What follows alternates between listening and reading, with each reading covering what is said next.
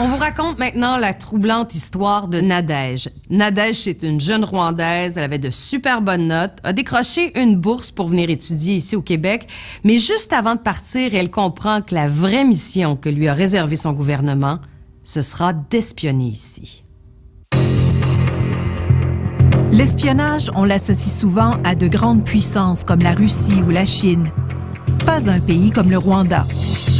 25 ans après un génocide qui a fait 800 000 morts, ce pays est cité comme un modèle de résilience et de développement. Et son leader, Paul Kagame, comme le visionnaire responsable de cette réussite. Les Rwandaises et Rwandais ont reconstruit et développé leur pays de manière remarquable. Mais derrière l'image brillante se cacherait un régime autoritaire qui ne tolérerait aucune dissidence. Le gouvernement rwandais a franchi une ligne en nous menaçant, en ciblant nos enfants. Il lui a dit, si tu continues comme ça, cette grosse tête, on va la faire exploser. Un gouvernement qui surveille et traque ses critiques à l'étranger, même jusqu'ici au Canada. On m'a dit, il y a un homme au Canada, tu dois le trouver.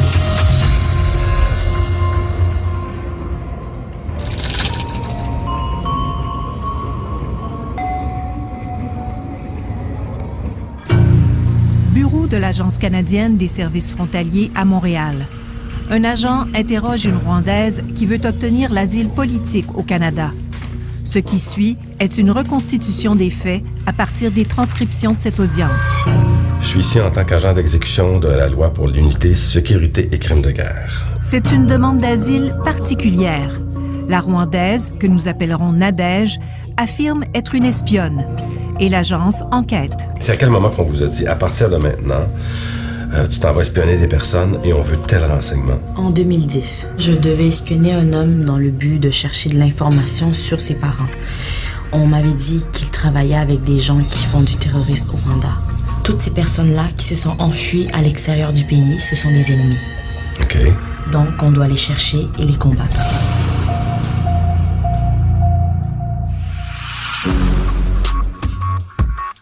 Le dossier de Nadège a piqué notre curiosité. Et en fouillant, on a découvert que des espions rwandais ont déjà été sur le radar au Canada. On sait depuis 2014 que des agents rwandais harcèlent des réfugiés ici. Des cas d'espionnage rwandais sont aussi rapportés en Suède, en Australie et en Belgique. Les membres des services de renseignement ne se livrent pas facilement. Je ne peux rien dire et je ne dirai rien.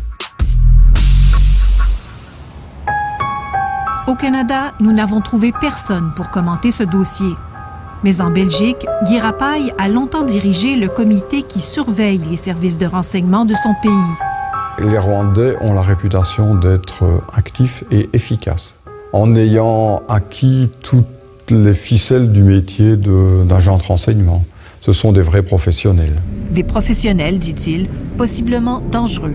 En 2017 et 2018, j'ai été informé de l'arrivée en Europe de membres de services de renseignement rwandais qui étaient chargés d'éliminer des opposants ou du moins de faire des pressions sur des opposants potentiels pour les obliger à se montrer discrets. Et ce ne sont pas seulement les Rwandais qui sont visés. Je marchais vers mon hôtel au cœur de la ville de Bruxelles. Je suis allée à la réception et tout de suite, un monsieur est venu vers moi. Il m'a dit « Vous êtes Madame Judy Rever ?» J'ai dit « Oui ». En 2014, Judy Rever se trouve justement en Belgique lorsqu'elle est abordée par un représentant de la Sûreté de l'État. Il lui dit que sa sécurité est sérieusement menacée. La Montréalaise est une journaliste et auteure indépendante. Elle enquête depuis plus de 20 ans sur les événements entourant le génocide au Rwanda. J'étais bouleversée, j'ai dit pourquoi. Et il m'a dit qu'ils avaient les informations crédibles que l'ambassade rwandaise en Belgique constituait une menace contre ma vie. 2 gardes du corps en voiture blindée vont la suivre jour et nuit durant son séjour d'1 semaine en Belgique. Pour la première fois dans ma vie, je me suis dit, c'est très sérieux, c'est très dangereux et le régime est prête à faire tout ce qu'ils peuvent pour m'empêcher de travailler. À l'époque, Judy River prépare un livre pour remettre en question la version officielle du drame rwandais. Une version trop simple, selon elle, de bons et de méchants. Son enquête s'annonce dévastatrice pour le gouvernement Kagame. L'histoire du génocide, l'histoire officielle est ceci. Les Hutus sont des bourreaux, sont les méchants, et les victimes sont les Tutsis. Le 6 avril 1994, le président rwandais Habyarimana, un Hutu, est tué dans un attentat d'avion. C'est l'étincelle qui déclenche une frénésie de violence contre la minorité Tutsi.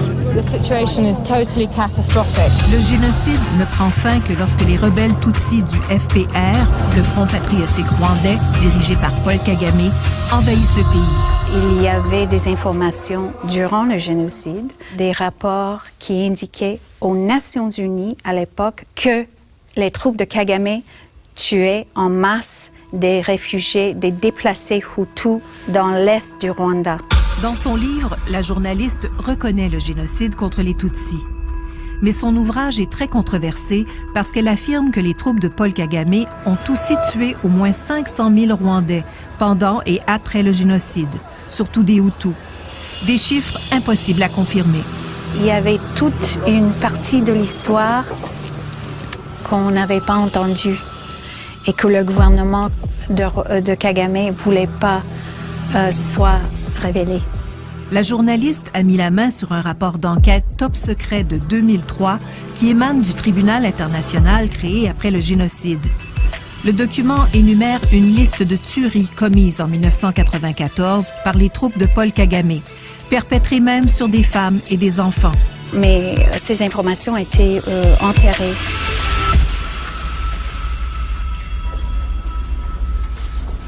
Nadège, la jeune espionne rwandaise, a accepté de nous accorder une entrevue pour nous raconter son histoire.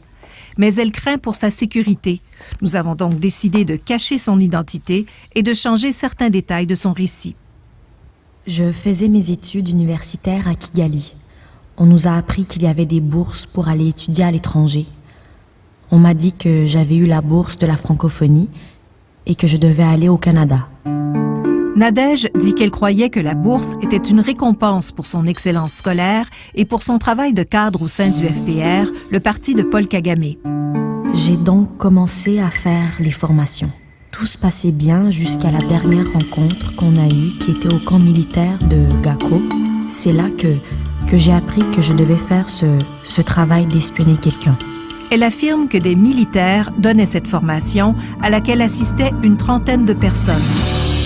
La formation consistait justement à comment trouver des informations, comment approcher les gens, comment se comporter, quelles sont les armes à avoir. C'était comme des mises en situation. Est-ce qu'il y avait beaucoup d'autres étudiants comme ça qui partaient à l'étranger avec des missions pour espionner? Je ne sais pas, on ne pouvait pas le savoir. Ce qu'on répétait à chaque fois, tu dois être quelqu'un de discret, de secret. Personne ne le savait à part moi. Même pas mon mari.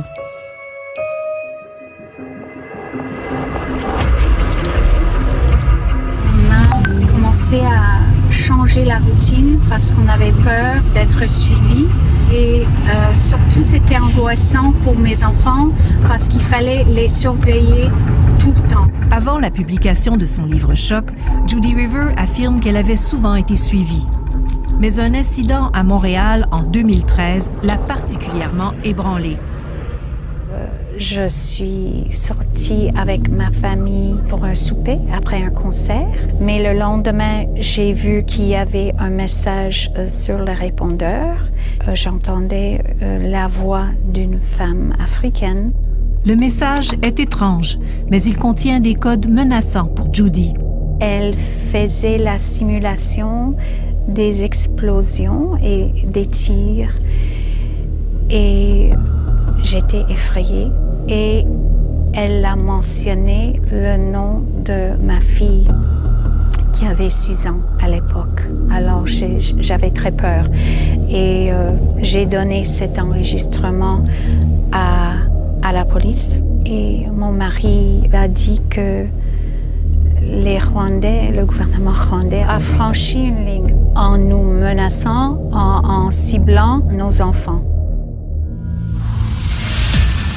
De retour au bureau de l'Agence des services frontaliers à Montréal. Donc vous, comment vous avez fait votre travail? Nadège est interrogée sur les moyens qu'elle prenait pour remplir sa mission d'espionnage. Moi, arrivée ici, j'allais dans les réunions de la communauté rwandaise, dans les fêtes. Combien de fêtes diriez-vous? 5-6. 5-6 fêtes, OK. Et donc c'est lors de ces fêtes-là que vous posiez des questions pour trouver les parents? Oui. À l'agent des services frontaliers, elle raconte avoir suivi le jeune homme et même réussi à lui parler au cours d'une des fêtes rwandaises. Mais sans grand succès, il se méfie. Pourquoi il se méfie autant? Parce qu'ils se disent que ce sont des espions, que ces gens qui arrivent ici, ils sont envoyés par le gouvernement rwandais qui leur veut du mal. Est-ce que vous aviez des contacts avec quelqu'un au Canada sur votre mission? Oui, j'étais en contact avec un représentant du Haut-Commissariat à Ottawa parce que c'est lui qui était chargé de recueillir les informations. Vous alliez le voir à Ottawa ou? Non, c'est lui qui venait me voir. Finalement, Nadège réussit à découvrir dans quel pays se trouve le couple recherché par le gouvernement rwandais. Mais elle assure qu'elle n'a jamais transmis l'information aux représentants du Haut-Commissariat. Elle a eu vent d'une tentative d'assassinat contre un opposant à l'étranger et le doute s'installe. C'est là où j'ai pris conscience que c'est pour ça. C'est pour les tuer qu'on cherche les gens qui sont à l'extérieur du Rwanda. Et j'ai commencé à me demander, mais qu'est-ce que je fais? Si je continue, ils vont être tués à cause de moi. Dans un instant, des opposants traqués et tués à l'étranger.